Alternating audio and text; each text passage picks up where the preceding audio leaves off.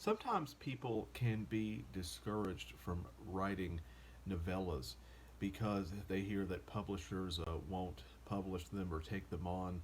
And that is true to a certain extent, especially if you're dealing with the big five mainstream publishers.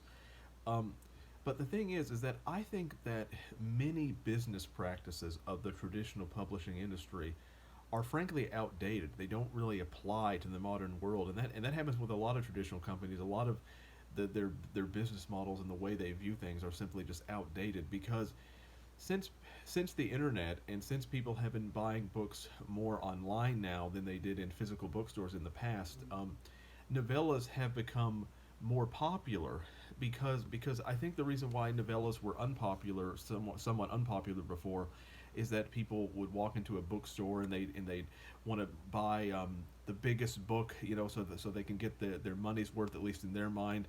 But because people shop online, is that people aren't going to be concerned with the number of pages that a book has, even if they're buying a physical copy. It's not going to be as much of a concern if they're not picking up a book or holding it in their hand. For example, my shortest book is Empty Sounds of the Wind. It's not really even a novella, it's only around 40 pages or so, and yet it has actually sold more copies than some of my longer books. So that goes to show you that the length of a book doesn't necessarily determine how well it's going to sell.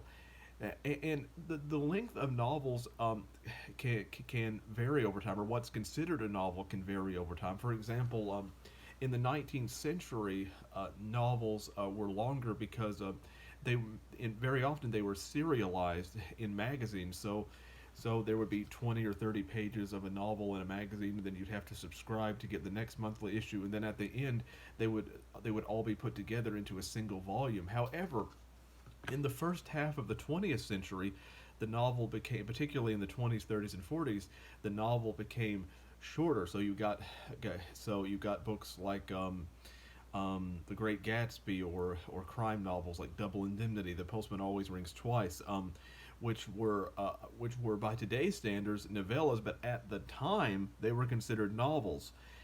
But then what happened in the second half of the 20th century is that fantasy became more popular, and fantasy, of course, tends to be a longer genre because of the nature of the subject. But then other genres started to say, well, we got to compete with the epicness of fantasy, so we got to make our novels longer. So what's considered a novel and how long changes constantly. So what I would say is, don't pay attention to what the current standard is. Just write what you want to write, and write whatever the ideal length is for your story.